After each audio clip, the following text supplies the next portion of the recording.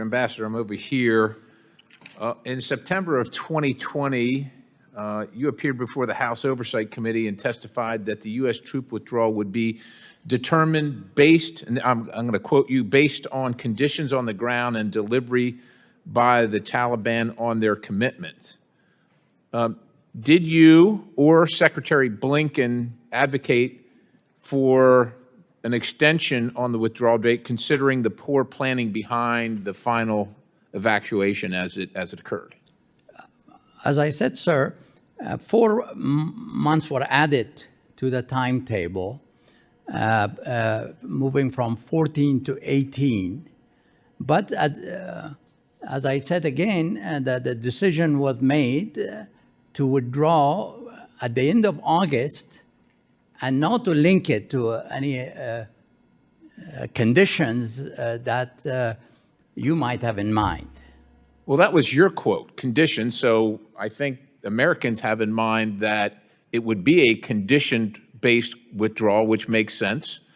You provide some kind of, when I say you, our adversary, so to speak, you provide some level of compliance with the agreement that we can see, and then we'll give you a little. But that's not what occurred. I'm just wondering if you can name a single concession made by the Taliban during the time period between the April 14th announcement by President Biden of total withdrawal and the fall of Afghanistan. What concessions? Well, one concession was that they acquiesced to the addition of 4 months that we demanded. Of foreign what? 4 months was demanded of additional time. They could have rejected it and gone back to fighting. They didn't. They acquiesced. 2, they agreed not to enter Kabul when we asked.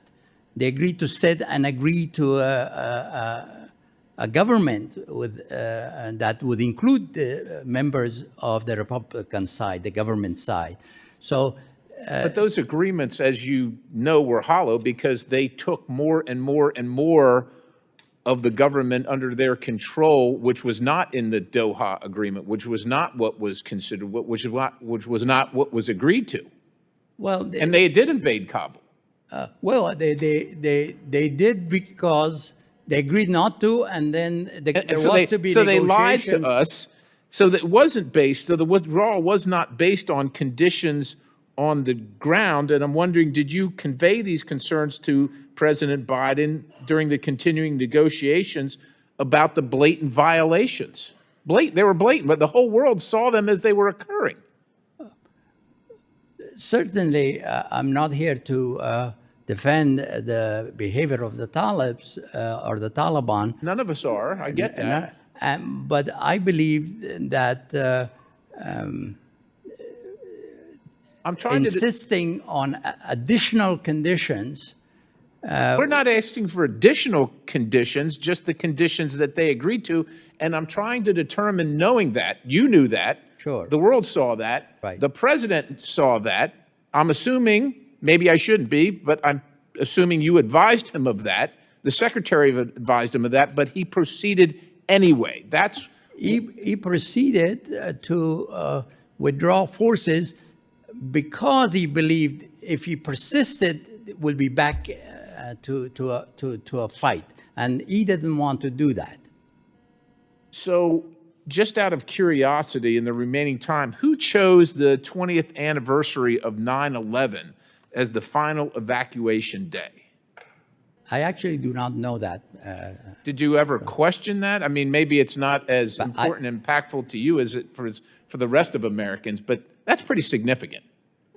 I agree with that, but I think, therefore, an adjustment was made to the end of August as the final date of withdrawal.